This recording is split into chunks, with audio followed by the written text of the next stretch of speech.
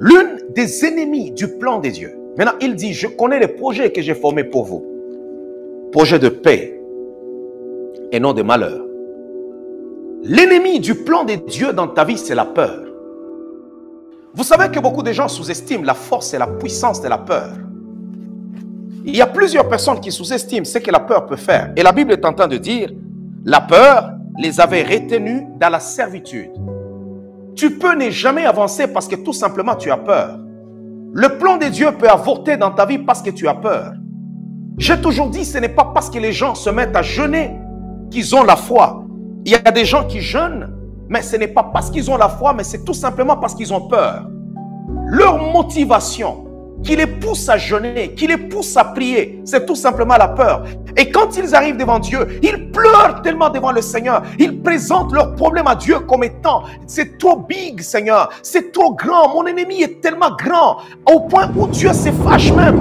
Parce que quand nous arrivons devant le Seigneur, nous devons minimiser nos ennemis, nos problèmes, devant le Dieu qui siège dans les cieux, devant celui qui domine toutes choses. On doit minimiser ces problèmes-là parce que Dieu est grand. Il est peut-être plus grand que toi, mais cependant, devant Dieu, tu dois les minimiser. Regardez la taille de Goliath, regardez comment il était grand, regardez comment la Bible le présente. Même Saül avait peur d'aller affronter Goliath. Regardez comment Saül parle de Goliath. C'est un homme de guerre depuis son enfance. Mais lorsque David arrive devant Goliath, David commence d'abord par le minimiser. Il dit aujourd'hui, qui es-tu toi, un incirconcis pour insulter la main du Dieu vivant? Je couperai ta tête aujourd'hui et je donnerai ton cadavre aux oiseaux du ciel. Ce que vous n'avez pas minimisé, vous ne pouvez pas le vaincre. Ce que tu n'as pas minimisé, même à travers la foi, tu ne peux pas le vaincre. Ce que tu n'as pas minimisé, tu ne sauras pas le maîtriser. Il faut d'abord regarder la capacité et la puissance de ton Dieu pour dire qu'il a la résurrection et la vie. Si Lazare dort, donc il est capable de le réveiller.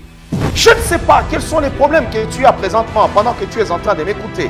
Quels sont les problèmes que tu as présentement? Mais laisse-moi te dire une chose, qu'en 2022, le Dieu qui a marché avec Moïse, le Dieu qui a marché avec Abraham, qui a marché avec Isaac, qui a marché avec Jacob, marchera avec toi. Si financièrement c'est difficile, si tout est compliqué, le même Dieu qui a béni Abraham pendant la crise, qui a béni Isaac pendant la sécheresse, la Bible déclare que cet homme devint riche jusqu'à ce qu'il devint fort riche. Il est ton Dieu et il marchera avec toi. Fais-lui confiance, enlève la peur. Tu ne perdras pas ta maison, tu ne perdras pas ta voiture, tu ne perdras pas ton emploi, tu ne crèveras pas de faim. Dieu ne peut pas t'élever pour te faire reculer. Dieu ne peut pas t'élever pour te laisser tomber. Ce n'est pas sa nature. Regarde tout simplement les problèmes qui frappent à ta porte et regarde les problèmes, ouvre ta porte et commence seulement à sourire. Dis à Satan, Satan, ici tu as trouvé la mauvaise adresse parce qu'ici on est déjà béni. Ici on est déjà couronné. Ici on a déjà des promesses. Ici il y a un Dieu vivant qui habite dans cette maison.